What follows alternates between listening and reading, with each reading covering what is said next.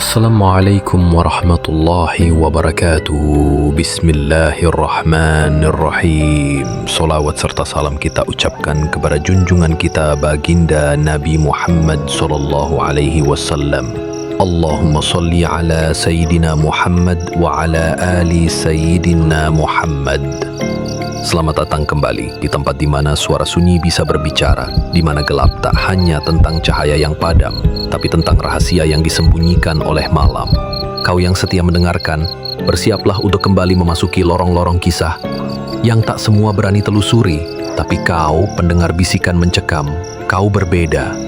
Di balik setiap narasi, tersimpan bagian dari dunia yang tak terlihat. Ketika cahaya meredup dan ketenangan berubah jadi pertanda, saat itulah kita mulai. Selamat datang di Bisikan Mencekam.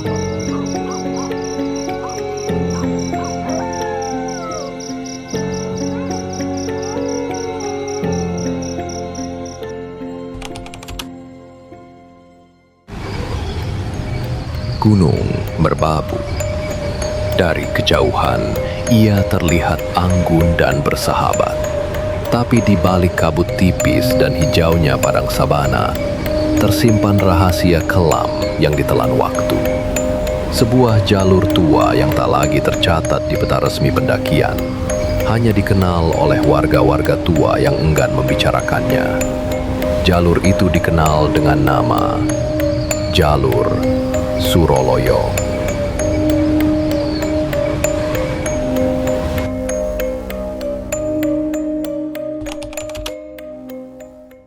Seorang pendaki, lelaki muda, melawan logika dan larangan.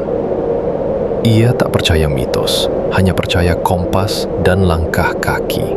Meski warga sudah memperingatkan, ia tetap berjalan masuk ke jalur Suroloyo yang tertutup rimbun ilalang.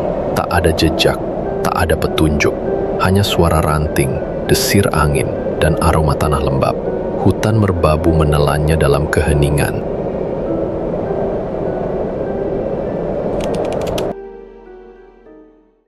Langkah-langkahnya terasa lebih berat. Kabut turun cepat meski matahari belum tinggi. Ia melihat batu besar berlumut membentuk formasi aneh, seperti sosok manusia membungkuk. Semakin dalam, suara-suara mulai muncul. Lembut, samar, seperti bisikan yang dibawa angin. Namun ketika ia menoleh, tak ada siapa-siapa.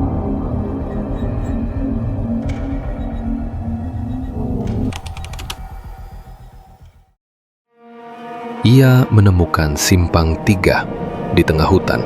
Tak masuk akal. Satu jalur menanjak dengan akar-akar mencuat, satu lagi menurun menuju kegelapan hutan bambu, dan jalur ketiga lurus, tenang, penuh bunga putih yang anehnya, tak bergoyang tertiup angin. Ia memilih jalur bunga, tanpa tahu bahwa itu adalah jalur para penunggu.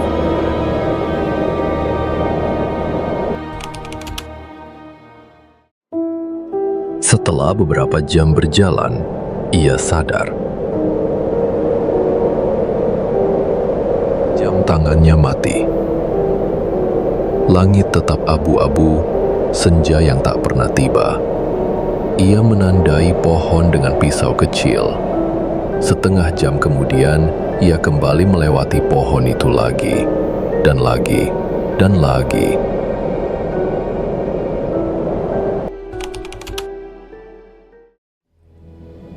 Di tengah lingkaran waktu yang membingungkan, ia melihat seorang wanita berdiri di antara pepohonan. Berkebaya putih, menunduk, rambut menutupi wajah. Ia tak bergerak, bahkan ketika angin menerpa. Lelaki itu memanggil, refleks.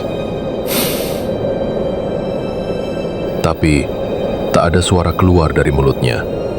Wanita itu menoleh, matanya kosong. Bibirnya bergerak cepat, membaca sesuatu. Dan dunia pun menjadi senyap.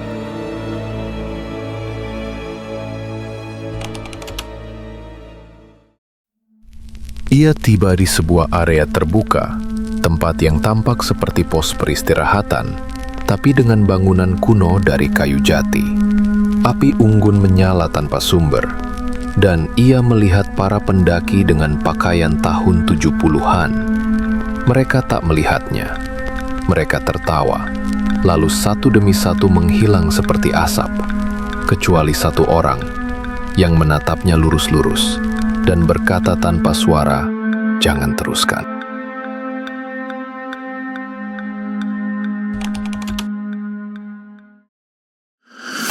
Ia terjatuh ke lubang tak terlihat. Dinding tanah mengurungnya. Ia melihat ukiran di dinding. Sosok bertaring, berkuku panjang dengan mulut seperti ternanga ingin menelan. Tangannya berdarah, lututnya robek. Namun di kejauhan ada cahaya. Ia merangkak meski tubuhnya nyaris lumpuh.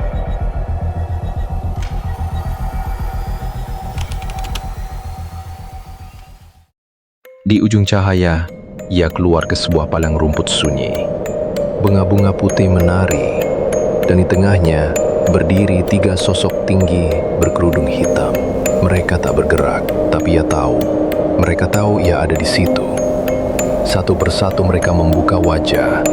Tak ada wajah, hanya bayangan kosong. Dan dunia mulai berputar. Langit menjadi merah darah.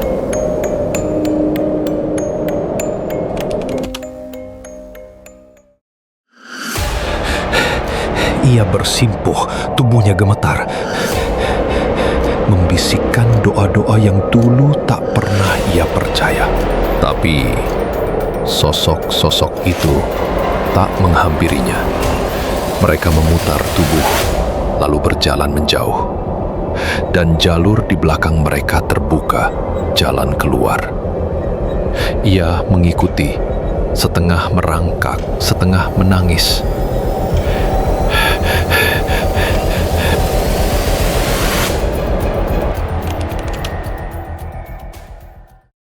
Ia tersadar di tepi hutan, dekat base camp.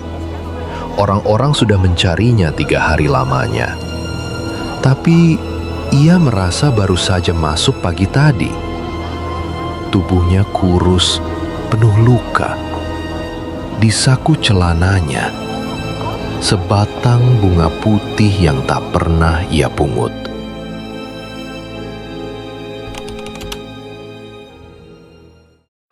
Sejak itu, lelaki itu tak pernah bicara banyak. Tapi di malam-malam tertentu, ia terlihat berdiri di pekarangan, menatap merbabu dengan mata kosong. Kadang, ia berbisik pada angin. Bukan semuanya boleh didaki. Ada jalur yang hanya boleh dilalui mereka yang tak akan kembali. Terima kasih telah menyimak kisah Bisikan Mencekam malam ini. Ingat, di balik gelapnya malam, selalu ada bisikan yang tak bisa dijelaskan. Kalau kamu masih merasa merinding, mungkin bisikan itu belum benar-benar berakhir. Tinggalkan komentarmu, like videonya, dan jangan lupa subscribe channel Bisikan Mencekam. Alhamdulillahi Rabbil Alamin. Allahumma sholli ala Sayyidina Muhammad wa ala ali Sayyidina Muhammad. Wassalamualaikum warahmatullahi wabarakatuh.